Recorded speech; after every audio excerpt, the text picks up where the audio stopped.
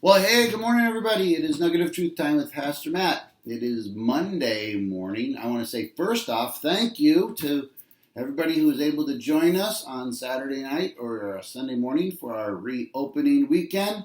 We had a great time. So if you're able, come join us sometime. Saturday at 6, Sunday at 9. We are up and running here in our own building. Ton of fun. All right, Nugget of Truth, number 81. It would be unrighteous for God to ignore evil and sin. He has no choice but to address it. The best God we could ever build in our own imaginations would result in hell, both in the present and the eternal future. Okay, wow, we're hitting the ground running on a Monday morning. The question of hell and punishment and God addressing evil obviously isn't an easy one, especially in a 3 or 4 minute segment on a Monday morning.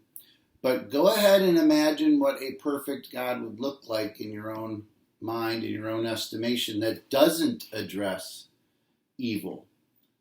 Evil is always going to be the result of choice. And as long as we have a choice, people are going to choose to do wrong.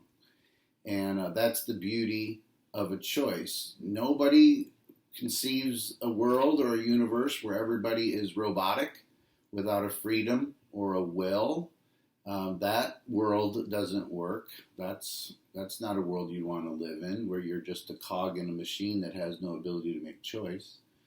So, if we have the ability to make choice, people are going to make poor choices and choices that affect you. And so, if there's a God who doesn't hold people accountable for their bad choices, we talked about it yesterday morning. Is God fair?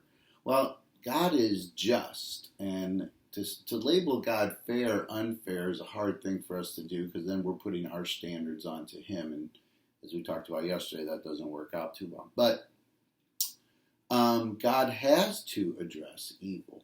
He has no choice. He is righteous. He does what is right. And so again, let your imagination play out the scenarios, and then I think you'll hopefully come to the conclusion that God has to hold people accountable, as hard as that might be for us. Because go ahead, play out the scenarios. What's a world like without choice? Okay, that's one scenario. What is the world like where there is no accountability and people are free to do and run whatever they want to do? And that's a world that you don't want to live in either. You don't want to live in either of those two scenarios.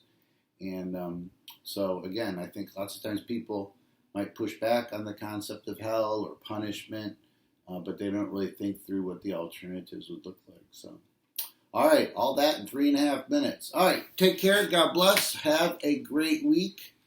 We'll see you later. Bye-bye.